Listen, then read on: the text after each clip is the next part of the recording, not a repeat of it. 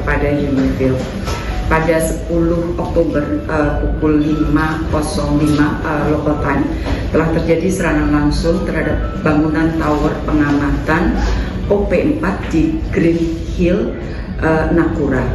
Nah, saya perhatikan begitu ada serangan, kemudian gak lama kemudian UNIFIL mengeluarkan rilis tanggal 10 Oktober dan mengatakan, saya quote, "This morning, 2 peacekeepers were injured after an IDF Merkava tank fired its weapon toward an observation tower at UNIFIL headquarters in Nakura, directly hitting it and causing them to fall."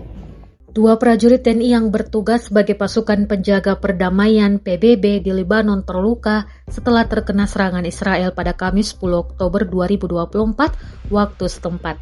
Serangan tersebut melukai prajurit 1 atau Pratu Eki Arifianto dan prajurit kepala atau Praka Nofrian Syaputra. Dilansir dari Kompas ID, Kamis serangan yang melukai Egi dan Nofrian bermula ketika pasukan Israel terlibat baku tembak dengan Hizbullah pada Kamis dini hari.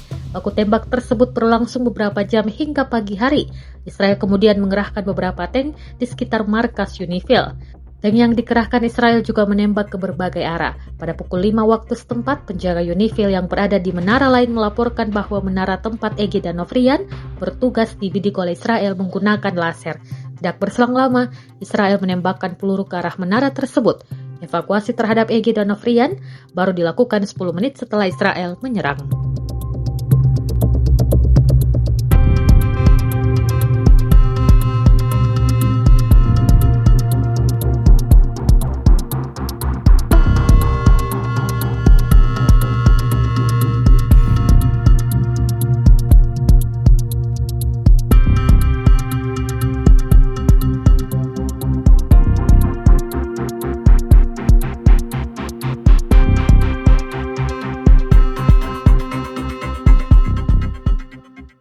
Download Tribun X sekarang, menghadirkan lokal menjadi Indonesia.